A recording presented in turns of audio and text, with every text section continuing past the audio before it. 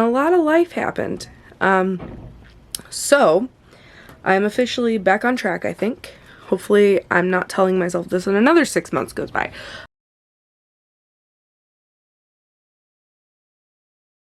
It is currently April 8th, 2021. 3:32 p.m. My class was canceled for today, so I just have to finish up an assignment, turn it in. My partner's coming to get me, and then we will head back. I've been listening to this book the last couple weeks. I've only been able to listen to it on like 3 car rides, so I haven't made it very far, and I have other books I want to read as well. Dear Haiti, love, Alaine. And I am an hour into it, so there's like 9.5 hours left. But this is what the cover looks like. I'm only at the beginning, and like the beginning is just the main character, Alaine. She's kind of like at school, and she's learning about different things and now the beginning of the book starts, she's talking about a paper she's writing about her history and how her family comes from Haiti. And then she's kind of taking a long way to get there. I'm waiting for it to pick up where she starts to talk about actually when she's researching her research experience and the experience of actually doing the Haiti homework on her family's home country. And her dad's a psychiatrist and her mom is a news anchor. Relatable to like having a high school experience, and it's relatable in the curiosities of like wanting to know your past. So I appreciate that aspect of it. Like, I think talking about books is so important, and I think that books kind of hold us together in a lot of ways, especially during this pandemic, and how we need to escape into a story. And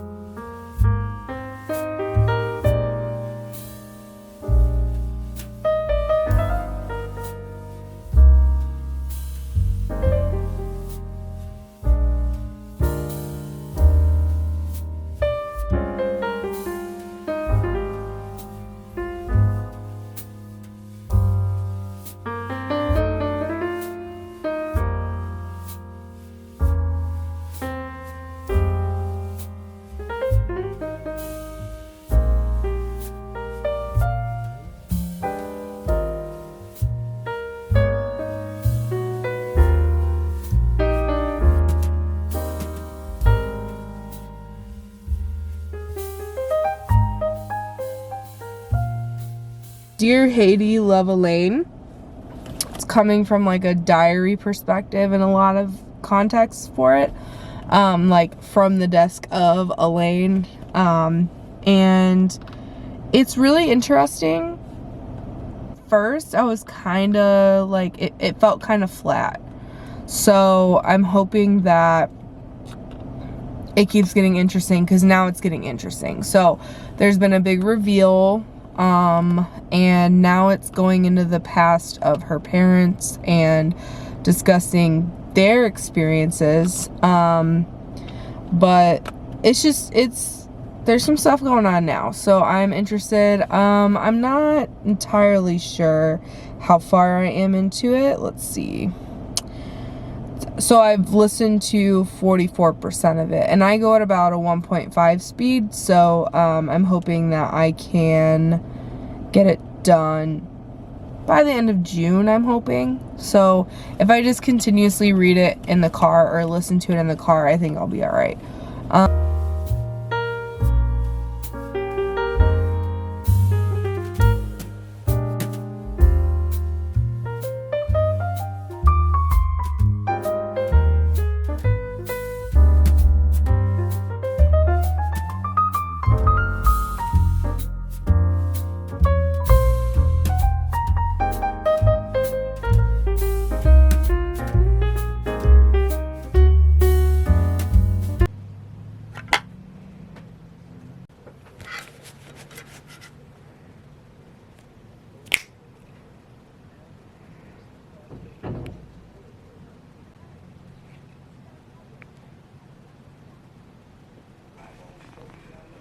Hi.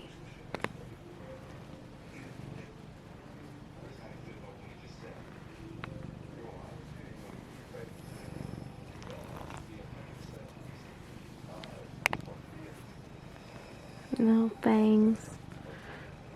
Look at the little fangs. Hi.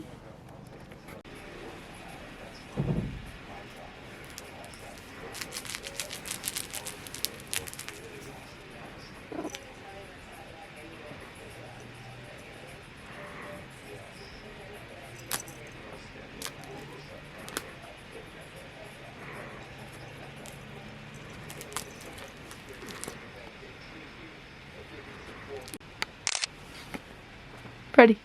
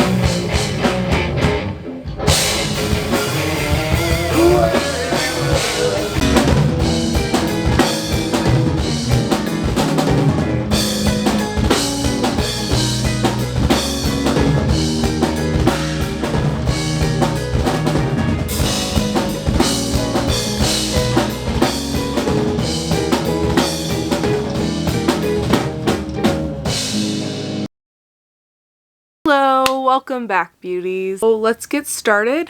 I'm glad that you're here, and I look forward to reading some comments about these books, seeing if everybody else liked these books. Overall, I had a mixed variety of star ratings, and I'm just glad that they're no longer on my TBR, so I can keep venturing into other books. So, the first book that I need to talk about is Dreams of My Father by Barack Obama. I finished this book in March, like early March. I had started it a while ago. I think I started it right before the end of January. I'm not entirely sure. The point is that it took me a while to get through. I've noticed, and I'll mention this later, that as of late, like, every book that I've been reading has been an audiobook in the car, essentially. Some of them I do start, like, either as an ebook or the hardcover book, or a physical book. But I've noticed that the audiobooks are the most to my liking. With some of the thrillers, they're really exciting. So I've really enjoyed audiobooks lately. And for Dreams of My Father, I gave it a 4-star because it's interesting to hear Barack Obama talk from a perspective that essentially didn't involve anything regarding his presidency. Now, the book was before it, so that obviously correlates with that, but he did have a foreword, and he did have like an epilogue section on the there's a recording of his keynote address at the 2004 Democratic National Convention. He's very educated, he's very articulate, and the book was very moving. It was essentially something that encompassed just some of the trauma, some of the life experience he had. I was moved by a lot of his story, and I found it fascinating to hear about the different locations around the world that he got to see, and the intimacy of his dilemma inside of himself regarding his identity. And I thought that it's a great book for trying to understand that. And it was kind of cool to hear him actually narrate for the audiobook as well. For the second book, I finished Heartstopper 1. Heartstopper 1 was a heartstopper. It was absolutely delightful. The word that I can really encompass for this book is cute. I would also say that it has a beautiful perspective on this type of situation where you're struggling with your identity, essentially with your orientation, and essentially everything that everyone else is saying about it in a positive light is definitely true.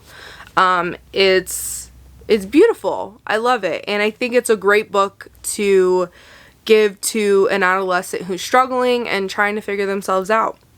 And I absolutely adore Nick and Charlie. So I'm also really excited about the TV show that is coming about, and it will be on Netflix, so that'll be really cool. And in terms of a time frame, I finished this in April, at the beginning of April, and I gave it 4 stars because I loved so much about it, and I was almost desiring for more, but that's where Heartstopper 2 comes in play. So I finished Heartstopper 2 around 2 weeks in April. So I was kind of spreading these out. And this one, 5 stars.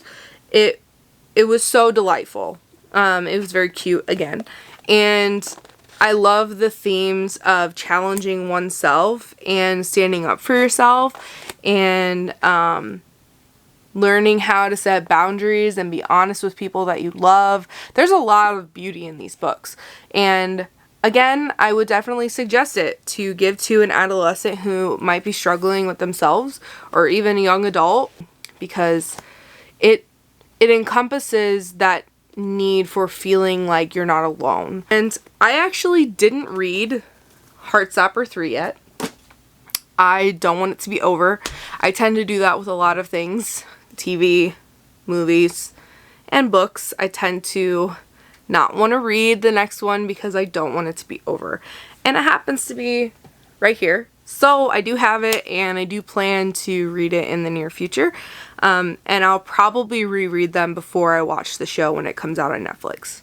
Next book that I read this year is Dear Haiti, Love Alaine. Narrator, her name was Bonnie Turpin.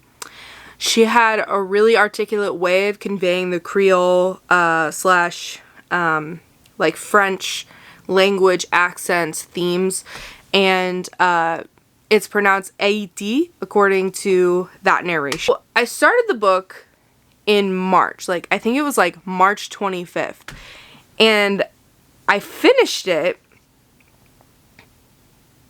on July 1st. So it took me a while to get through this book. I don't know why. I think the beginning of the book, so it's following this young woman. She's in high school, and she is very tied to her Haitian roots in terms of identity, with like stories from her parents, stories from her aunt, stories from family members, and she's never been there. So it starts out that way. So she decides to do this project and things go awry, and then she ends up in Haiti. So at the beginning, I kind of like drifted off a little bit, and sometimes that happens with an audiobook when you're driving, so I tend to rewind every so often. And I think I started to lose myself, like, with being attached and attentive with the book. But then, like, some intense things start to happen. I actually related to some of the characters very easily. It had these moments where I just wasn't as engaged as I would have hoped. I did give the book a 3.5 because the ending was also something that wasn't my favorite. So, I mean, it was a very beautifully done story regarding Haiti, though. So I felt like I was in Haiti. Like, the descriptions of the plants, the soil, the smells, the sights, like everything that you can imagine being described. The authors, I think they just did an impeccable job of giving you an experience where you feel like you're there and you want to go there because of how beautiful it's described. I mean, the book does have quite a few themes that are sensitive, so I do suggest to err on the side of caution and read the description and reviews. I have my full review on Goodreads, so if you go to my link and you read my review, you'll see what I mean. I will say some of my review has themes where it kind of might be insinuating some spoilers, and I'm not intending to do that. I think I just want to make it clear just how I felt about the book. So just use your own discretion. The next book that I wanted to talk about that I finished was The Dutch House by Anne Patchett. Was interesting because the premise was something that I was hesitating to read because I didn't know that I'd be engaged. This is where that old phrase, don't judge a book by its cover, comes in. It's a very beautiful cover. It has a painting that is important to the story. I didn't want to turn the audiobook off. I wanted to keep listening, and it's read by Tom Hanks, so that might be a seller for some people. I know it is for my partner, who happens to really love Tom Hanks.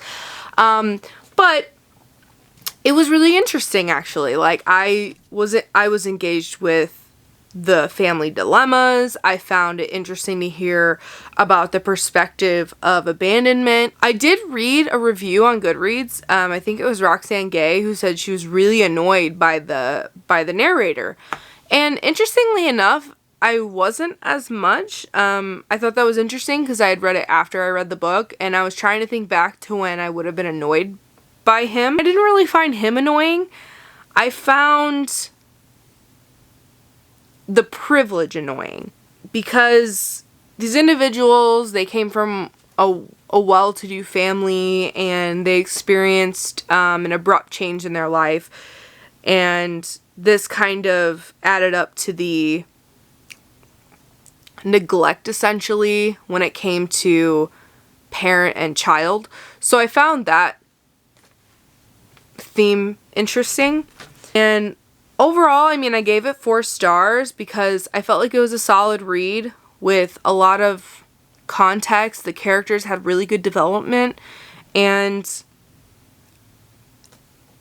I think what threw me off was the way Patchett wrote the timeline. So you jump between like a past situation where the narrator was trying to connect the story, and then you jump back into now, or at that time his present. Later on in the book, you start to look more into the future as he's experiencing life, and you look less at the past. The next book is Nothing to See Here by Kevin Wilson. Nothing to See Here by Kevin Wilson is a story about someone who is smart enough to be one of the most successful people in the world, but decides not to be, and then becomes a nanny to children who spontaneously combust. So, Nothing to See Here is a very proper title for this book. I was really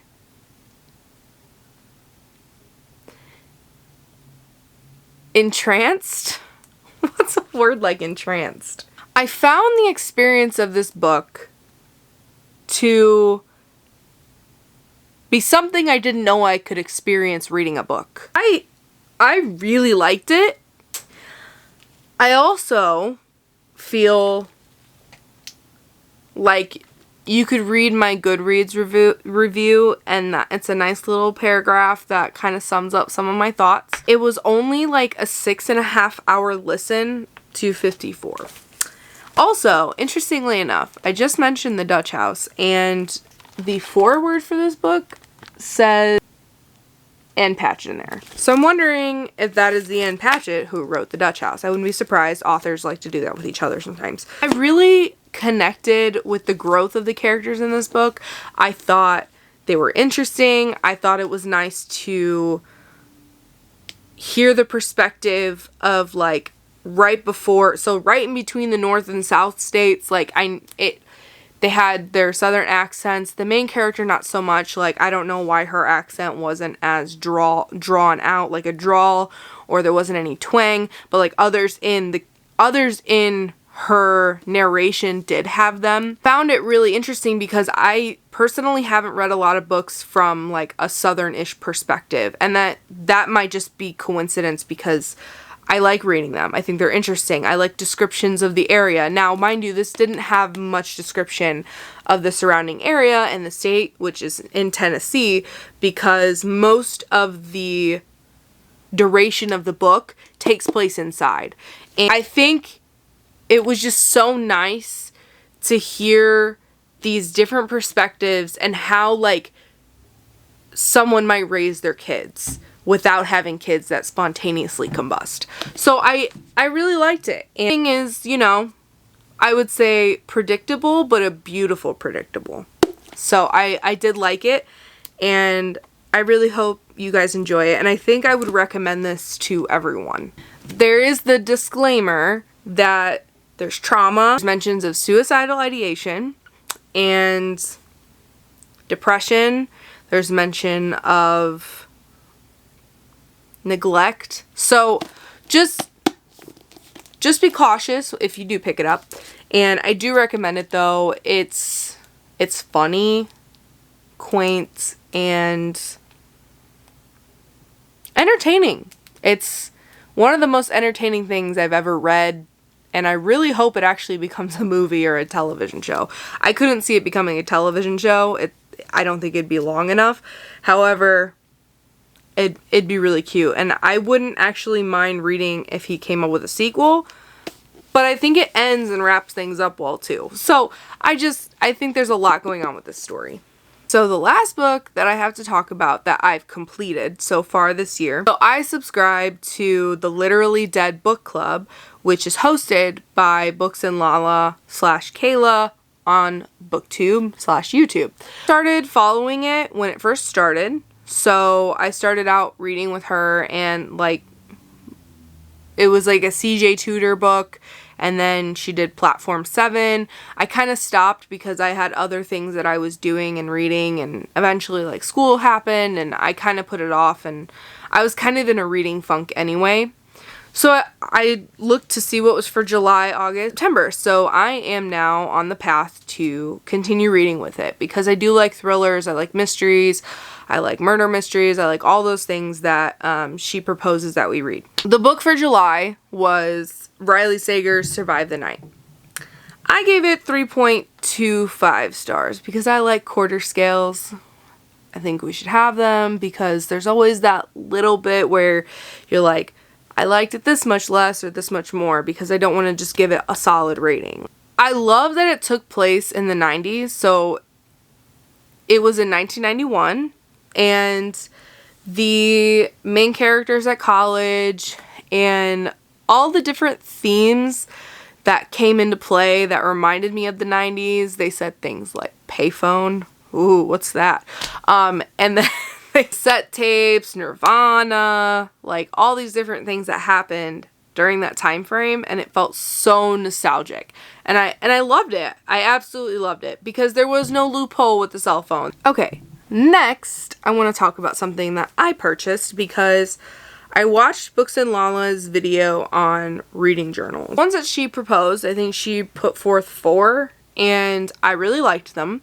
However, I wanted to encompass other things that I wanted in a reading journal, which I'm learning, like, there's things that I don't like about the one that I have and the things that I do like.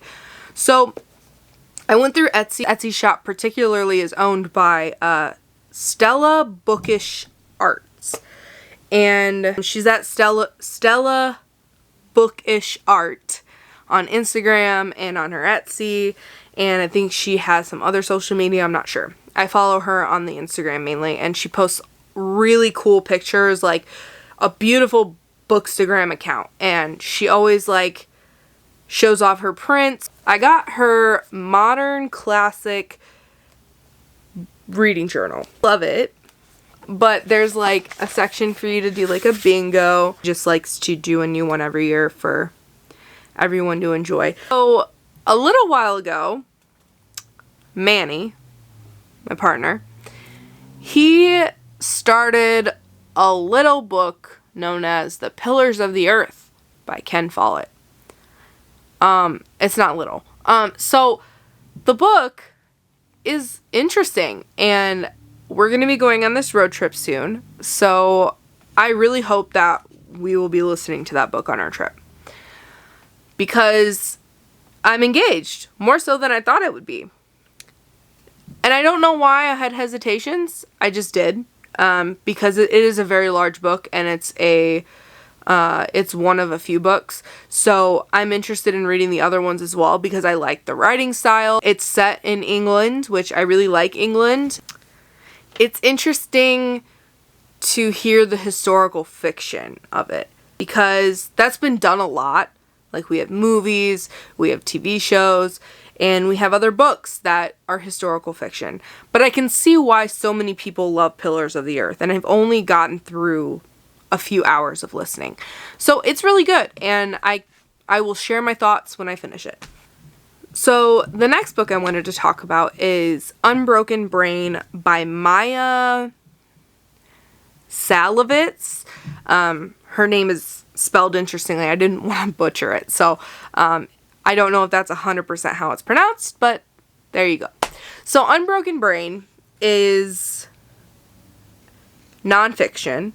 It's a book about her struggle with substance use / addiction. Maya goes into a lot of explanations regarding what it is like for addiction, what it is like in our country, what it has been like since the 70s, 80s, and 90s with the war on drugs, the different statistics and concepts that she throws in there. It's very detailed. She has, I think, 250 references. I said 250. It's got 285 references.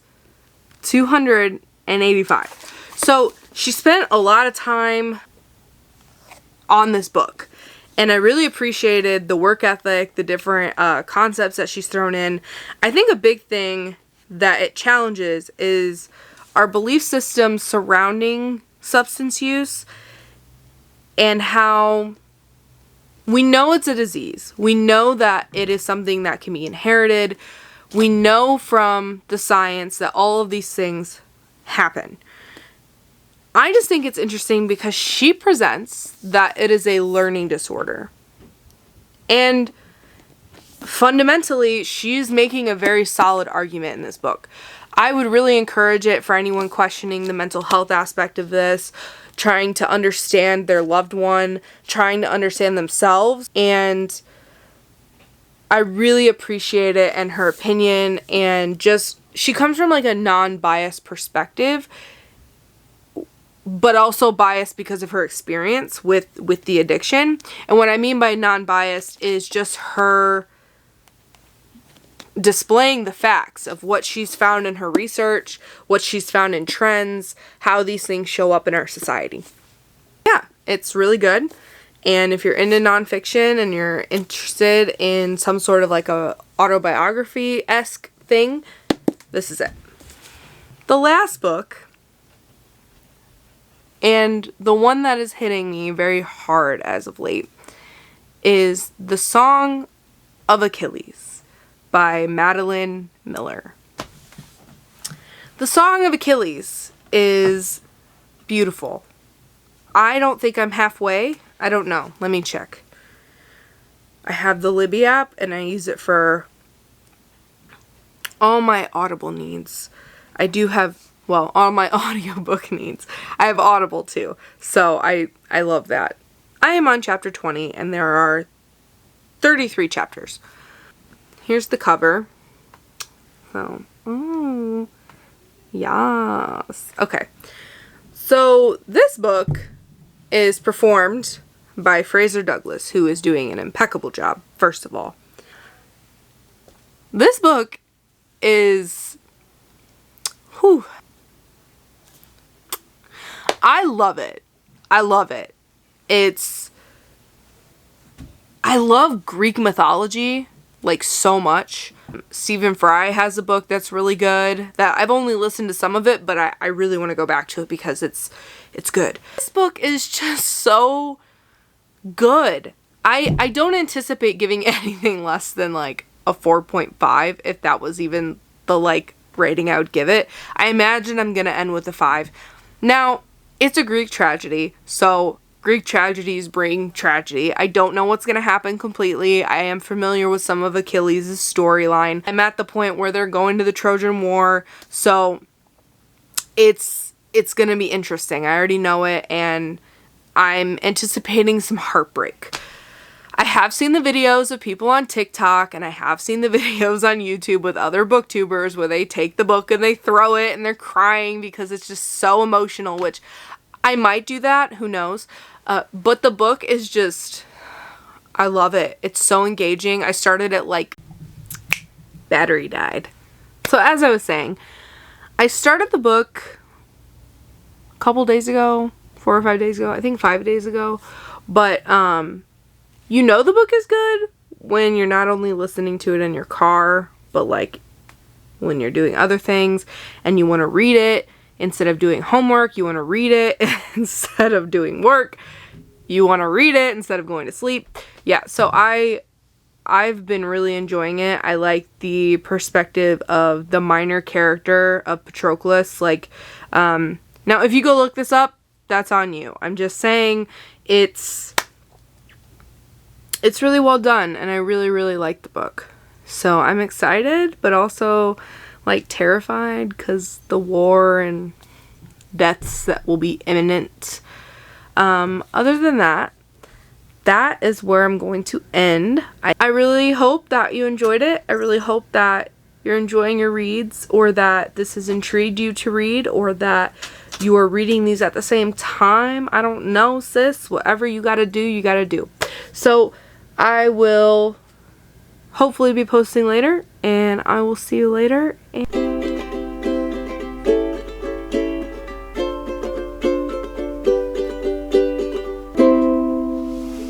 What's the... Hey, Mr. Owl, how many licks does it take to get the center of a Tootsie Pop? Well, let's find out. 1, a 2, a 3. 3. Hello? What are you doing? Ma'am?